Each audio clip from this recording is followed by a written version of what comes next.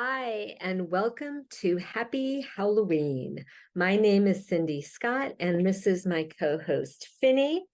And we're going to be giving you some tips and some good tricks on how to make the most out of this wonderful time of year, including how to teach your dog to wear cute and purposeful costumes. So let's get started, and I'll let Finny go stir her cauldron a little bit there. And I will share my screen. Whoops. There we go. So Halloween, it's a wonderful festive time of year. It welcomes in the fall, the cool, crisp air, pumpkin spice everything, flannels, keeping the grunge dream alive, wearing those flannels.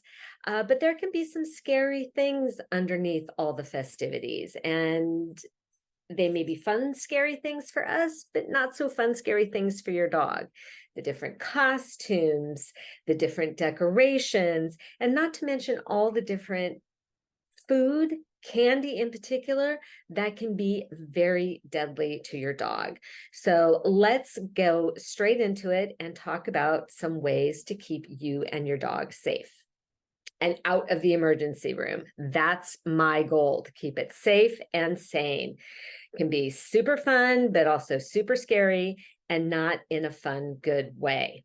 Plus, there's different activities that happen this time of year. So let's take advantage of them and teach the dogs the correct way to behave. I always say every moment is a teachable moment. So let's make the most out of it. So who the heck am I? My name is Cindy Scott. I'm a certified professional dog trainer, pet parenting coach. I've been doing this professionally for over 30 years now. I'm AKC certified. I'm a master trainer, which means that I have apprentices that actually come and learn from me. When I am your example, there's something to be afraid of. I love corrupting the next generation. Let me put it that way.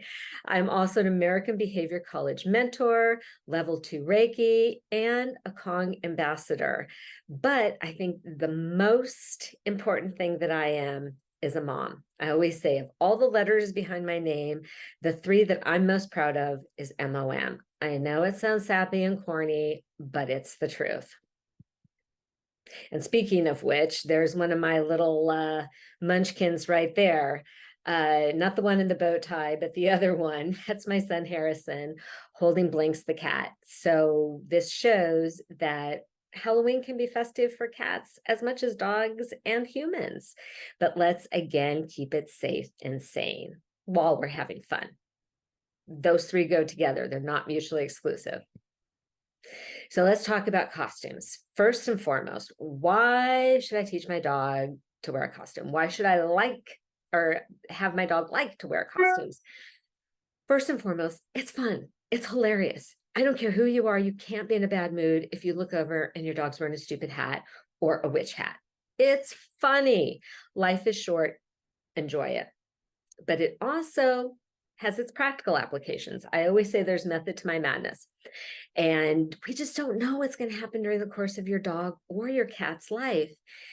Unfortunately, illness and injury may be part of it. So we want to teach them to like to have the bandages on, like to have the e-collars. And yeah, I'm old school. So e-collar to me means an Elizabethan collar, not a shock collar, but the big collars, the cone of shame, that's an e-collar to help protect your dog's stitches so that they can heal. The costumes are also good to teach them to like to have things on them for protection and prevention, like hats, doggles, shoes.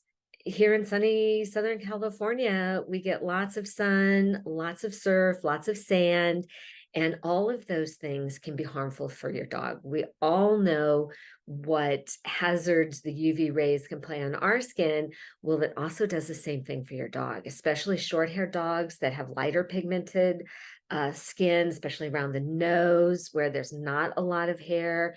The feet, they are prone to melanomas just like we are. So teaching them to wear hats, goggles, the UV protective shirts, especially if your dog is going to be out in the sun a lot.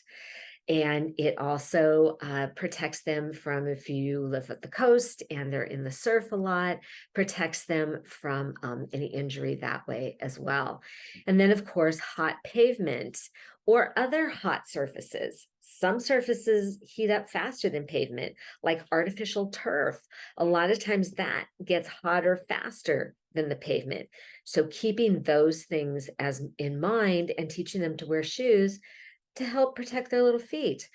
We do this for search and rescue dogs that may have to go through not necessarily hot surfaces, but rocky surfaces where their pads can get a little torn up. So, so protection, it's really important for your dog. And this is Reggie not so happily modeling the e-collar. This was when he had his little snip and tuck surgery. But that's what an e-collar is, an Elizabethan collar, the cone of shame. So how do we teach them to like to wear all this stuff? Positive association. We pair positives like food, meals, play, praise while they're wearing the costume. So they associate it as being a good thing, not necessarily a bad thing.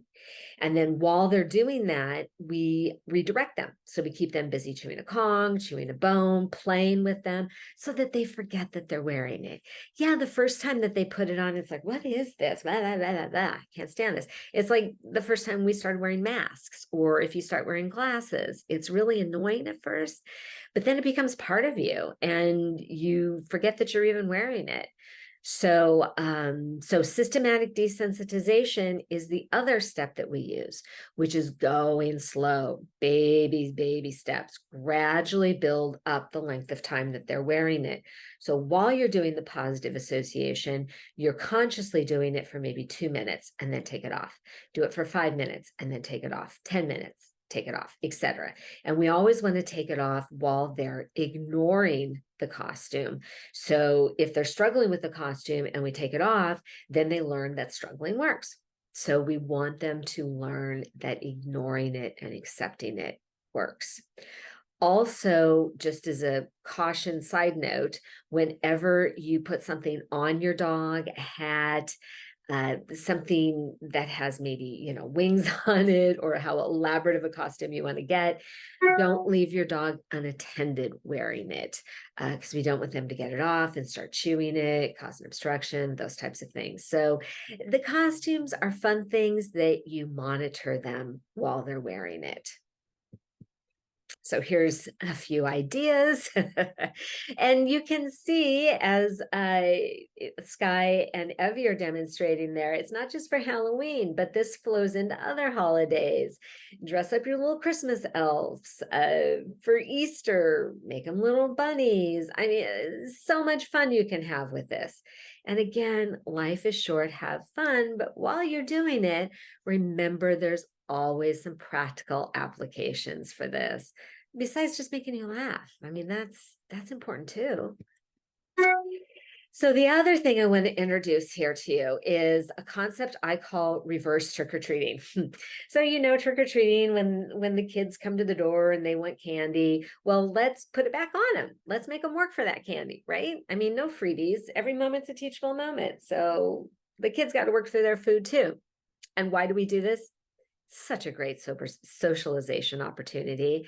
I mean, it teaches the dogs to like and hopefully love unusual environmental stimulus. And what can be more unusual than a horde of kids amped up on sugar come into your house and dressed up in different costumes? It just doesn't get stranger than that. So let's take advantage of that and reduce any potential fears that they may have, not just with kids, but with kids, wearing something unusual. Dogs can become afraid of things that they don't know. People wearing hats, sunglasses, beards, umbrellas. Here in Southern California, dogs see an umbrella and it's like, what is that? So we want to get them used to and actually liking all of this stuff. And the secondary reason to do this is door etiquette. I have so many of my private clients when we work on the door etiquette, which is the dog not running out the door, sitting politely at the door, not jumping all over guests, etc. Um, People and dogs struggle with this because we don't always have a lot of people coming to our house, especially during COVID. And those of you that have COVID puppies that were puppies during that period, there was nobody coming to your door except for maybe the Instacart guy. And then he would like leave it and then run, right? So let's take advantage of this time where we know there's going to be people coming to our door and practice. Every moment's a teachable moment, for sure. So how do we do this? Preparation is key. You want to have a bowl of candy, something dog safe of high value. You know, I'm a huge advocate of making them work for their meals.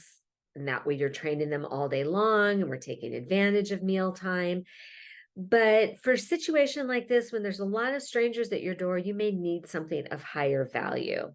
So maybe have, some freeze-dried liver, pieces of chicken, apples, carrots, something that your dog really loves, and have the kids give it to your dog. So what does your dog learn? Ding, ding, ding. Oh my gosh, I love kids. They give me chicken. This is fantastic. Bring it on. The number one fear that dogs have is kids. And it's one, because most dogs are raised without them. Not everybody has kids in their family when the dogs are going through that a crucial developmental stage. But also kids do weird things that adults wouldn't do. I mean, kids move fast and suddenly. They have different tones of voice, the different octaves. So again, things that your dog isn't used to, they become afraid of. I mean, it's the same thing with humans too. We become afraid of what we don't know. So what we want to do is take advantage of this time and make it a good thing. So with all socialization, your ultimate goal is making it fun for your dog. We never want to push them or force them into a situation where they're not comfortable. If they're not comfortable, then that's just going to increase their level of anxiety. We want to decrease it. So if you see your dog starting to be like, I'm not sure about this, say, okay, he's not sure, and back away. But if he's relaxed and happy, let's just take advantage of that. And so if the kids are uncomfortable giving him treats, or you're uncomfortable having the kids give him treats, you can always give the treats. So it's something fun in the presence of the kids. And you want to prep this before Halloween. So start now, start today. Practice when no one is at the door. And once he's good going to the door with nobody there, you knock at it, you ring the bell, teach him how to behave with nobody there, which also kind of desensitizes the door a little bit. So it's not like, oh my God, somebody's here, it's party time, it's go time. It's like, go to the door, nobody's there. It's no big whoop-de-doo. So practice now. And then have your friends and family, have your, I call it accomplices, go ring the doorbell, knock on the door, and you're just there for training purposes. So it doesn't matter if it takes you 5, 10, 20 minutes to answer the door. You're just practicing. It's all good. So practice now, 5 minutes here, 5 minutes there, 2, 3 times a day. It's fantastic. And on a side note, can I just say, this is great socialization for the kids too. As a mom, I've seen so many kids come to our house through the years that, especially when the kids were little, that didn't have dogs at home. And they were a little afraid, especially of the bigger dogs. And I always thought that to be so, so sad, because kids have such an amazing relationship with their dog. Only similar to such an amazing relationship with their cat and hopefully their mom too, can I just say. But dogs and kids, they just really go together. And I think it's so sad when kids are afraid of them. They're missing out on so much. So it's great positive association and great socialization for the kids too. So that's kind of my ulterior motive here. It's socializing the dogs. I don't know, I'm struggling with that today, but it's also just socializing the kids. So it's a win-win. Take advantage of it. And bonus tip, and here's my Finny again, being a great model that she is, rocking her little emo prom dress that she wore to emo prom. Yeah, of course, doesn't every dog go to prom? So bonus tip is make the Kong do the work for you. Have a couple of frozen Kongs, especially for Halloween. Have them prepped and ready in the freezer. And yeah, you can freeze the Kongs. Just put in their kibble with maybe a little bone broth, a little piece of pumpkin, a little banana, whatever. Smush it all in there and then put the whole thing in the freezer. Frozen Kong is going to keep them occupied longer.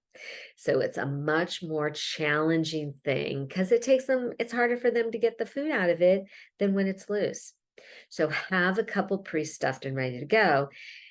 And if your dog is a little nervous, or if you're a little too nervous and overwhelmed by the influx of sugared up kids coming to your door, just bring out that Kong.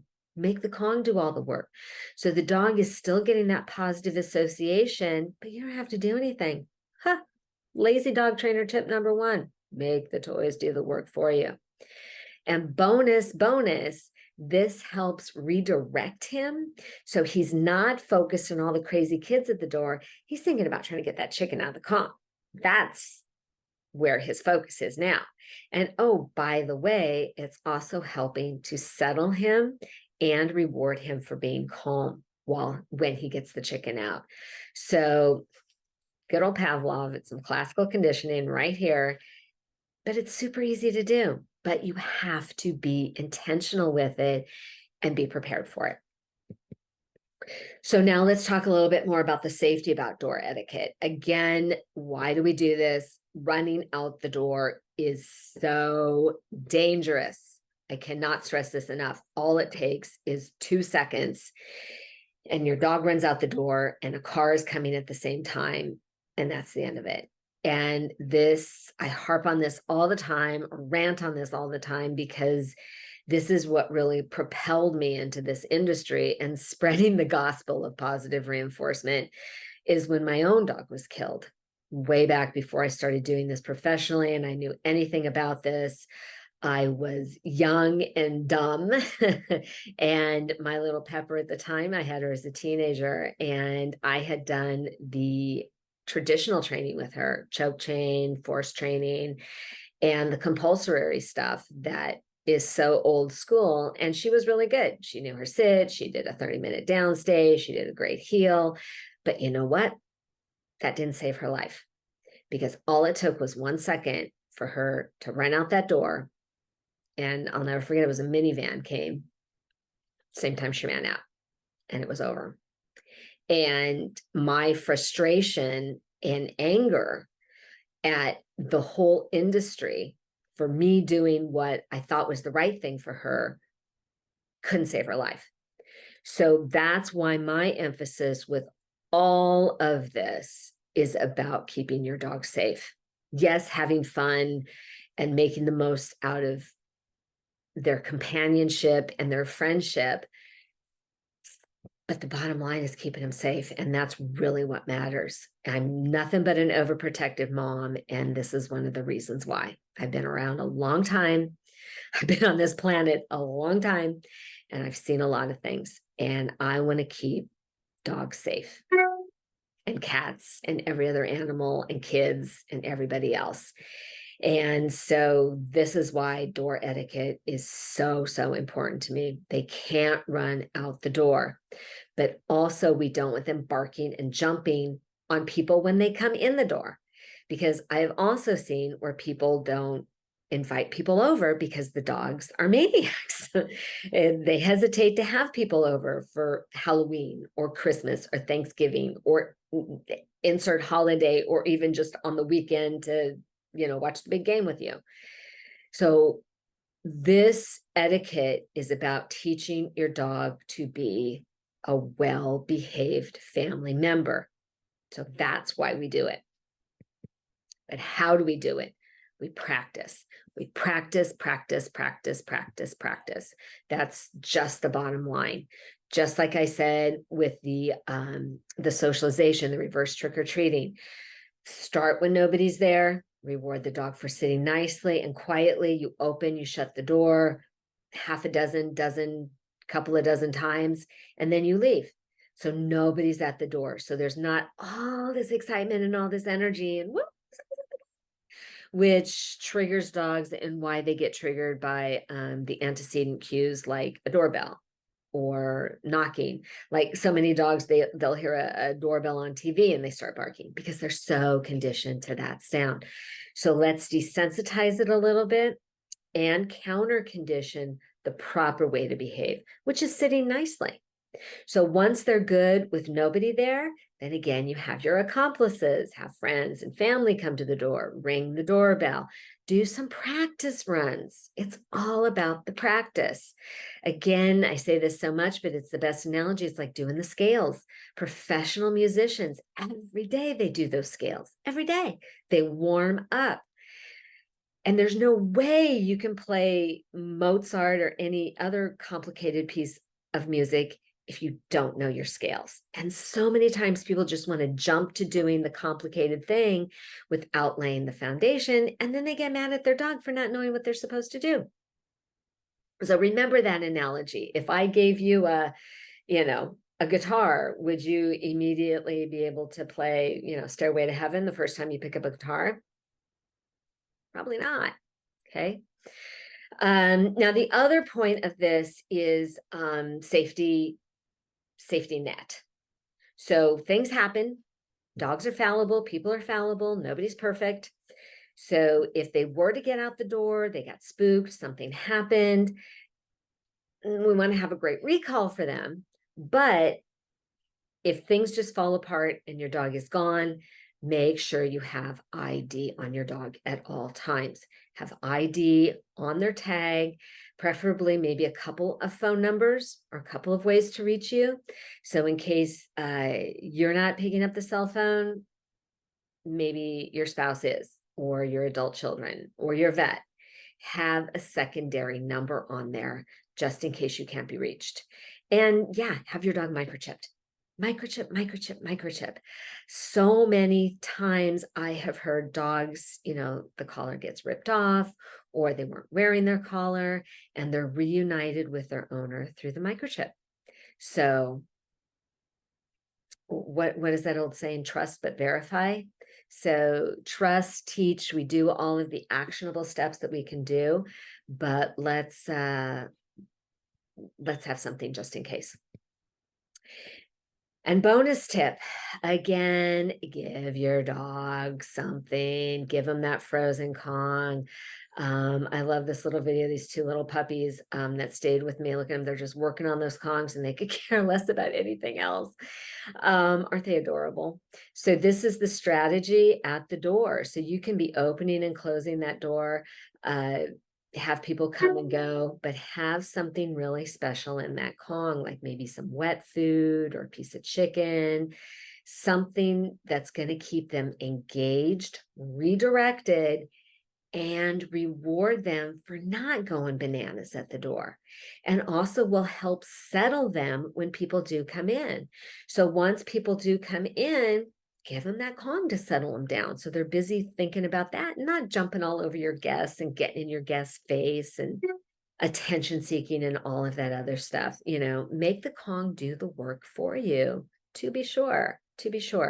And I advocate a lot for just having a couple of Kongs frozen in the freezer at all times. Come to my house anytime and do a freezer check, and there will be Kongs in there because you don't know if your neighbor pops over or something happens and you just need your dog to be occupied. So work smart, not hard. And then food safety. Why? Because things happen. Life is unpredictable. And remember, all candy is dangerous, not just the chocolate. We know about the dangers of chocolate, especially dark chocolate, but a lot of candy has tons of sugar in it or has artificial sweeteners, which are even more dangerous for your dog than the sugar is. Artificial colorings, artificial flavorings, and dogs aren't just going to eat one piece, they're going to eat the whole bag, which is going to lead to a lot of issues. So an ounce of prevention is worth a pound of cure. pound of candy, basically.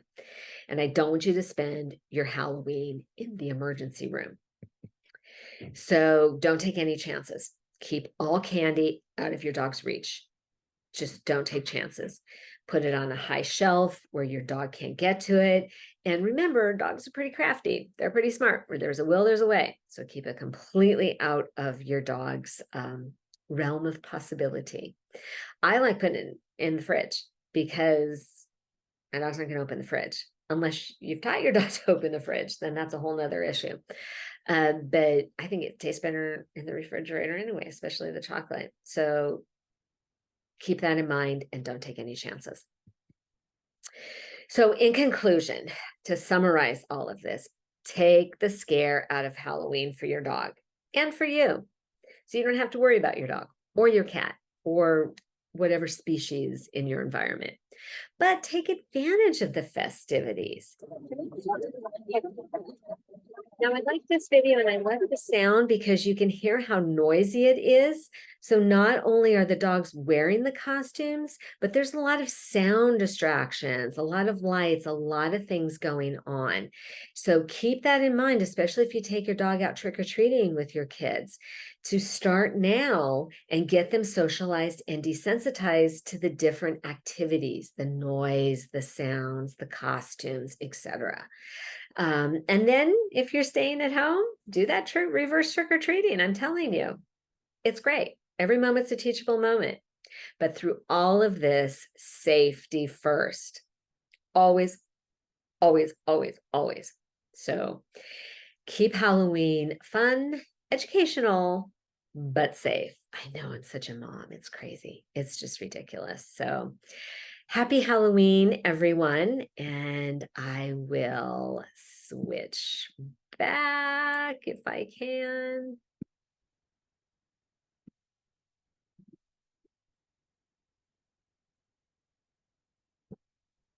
There we go.